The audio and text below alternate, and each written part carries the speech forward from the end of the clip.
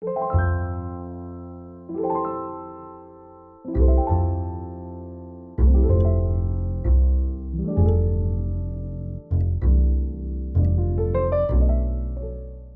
to the introduction of the Project Management Office. Today we're going to introduce you to the new PMO initiative that we have launched in Epista. So Andreas, can you explain and elaborate a bit more on what is the PMO initiative actually? What's it all about? Yeah, so it's a really exciting initiative. We've really been looking forward to launch it. And I know there's been a lot of talk around it also in Epista historically. So now we're there where we actually started to see it living. The whole purpose of the offering is to be capable of seeing where we are on our projects and enable each and every one of you who are participating in a project and are acting as project managers or responsible for delivery, that you can actually have a tool and a way to provide status on where you are. We also want to make sure you get a governance where you get help, so you know where to go in case you run into any challenges when you do it. And overall wise, this is to actually help all of us in Epista to become even better at doing deliveries. Right.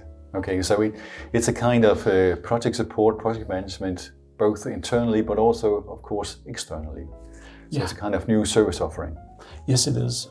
It's very important. I've been talking to some people around the company on this PMO already. And one of the questions that's being asked very often is this an internal steering committee or an external steering committee? And how does it actually work? So the way that you need to perceive this is that this work that we're doing for the PMO is an internal PMO governance for Epista. Right. And that means that you will probably need to do both reporting to your external steering committee or the customer steering committee and to the internal. So we're running a kind of internal portfolio of internal projects where we have an internal steering committee. So this is a work you support. Yeah. So the whole purpose of the PMO is to make sure that you get the tools, you get the capabilities that enables you to do this reporting and also to get the help when you run into challenges on your projects in general. So it will supply templates for how to do the reporting. It will also supply information or as access to the other project managers within Epista, so we can have some virtual sparring. So in terms of implementation of this initiative, we are talking about a number of phases, and we are in the what we call a phase 0 phase right now. Yeah. So where we are proving the concept, so to speak. So when is it expected to go live, so to speak? So to speak. Yeah. So the timeline that we have is that we have this phase 0 where we're proving the concept, which runs until around the mid of August. Yeah. From the mid of August, we'll then start educating the appointed projects in how to use the template. And then from the early of September, we'll start to roll out this part around the reporting on a bi-weekly basis. Right. I've been asking you all kinds of questions about that, but maybe it's time that you ask me some questions. Yeah, of course. But so my question here would be that this comes, of course, with a bit of effort from everybody. Yeah. How does management see that spending, let's say, maybe an hour, maybe a half an hour every second week on doing this reporting to the management and participating in the meetings, how can that be justified from a financial perspective? Right. Yeah, it's also a good question. I think that you did come up with a lot of good answers to the questions. And I think that this initiative is a strategic initiative, meaning that it's a long-term investment. So in terms of project support, project management, where we can see that we have requests and inquiries from both clients, but also from internal processes that we run, we do see the benefit of establishing this project management office.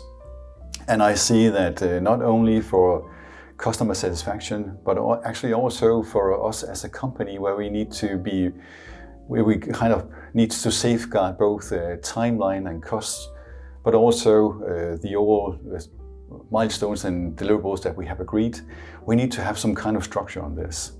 So establishing this PMO initiative is also something that comes it doesn't actually come with a cost, it comes with some investment. So that's why it's strategic. It's not some kind of sunk cost.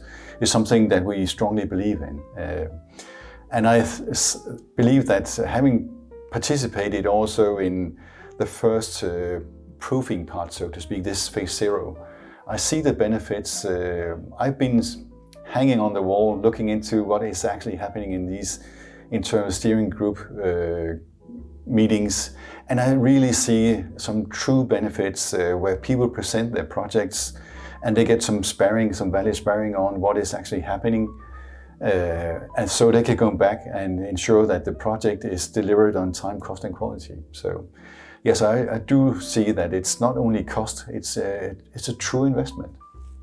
Now when we come to this reoccurring cost that everybody needs to sit down and spend time on it on a reoccurring basis, week after week, how do we register our time when we're actually spending time on doing these reportings, which is actually internal? Yeah, it would be part of the project. So depending on what is agreed, this is something that will be registered in time log side by side on traditional time registration. So it will be something that we can invoice to the customer. Yeah, I think that's a very important point, that it's because it's customer facing the activities we do, Yes. and it is a part of the project actually. Yes. And it's also supporting the journey for the customer to succeed. Yeah. So it builds up all the good rationales around why it is the client that pays for those efforts. Yeah.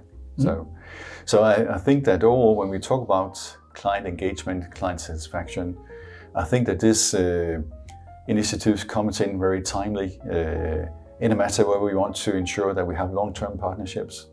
So that journey is fully supported by this initiative. So if we are summing up here and do you have some famous last words, some concluding remarks on this, what will be the few remarks here that you want to mention? So the first one is that we get a streamlined way of evaluating our projects. Yes. And Very also our important. deliveries, Yeah. both internal, but also the external ones. That's really, really important for us.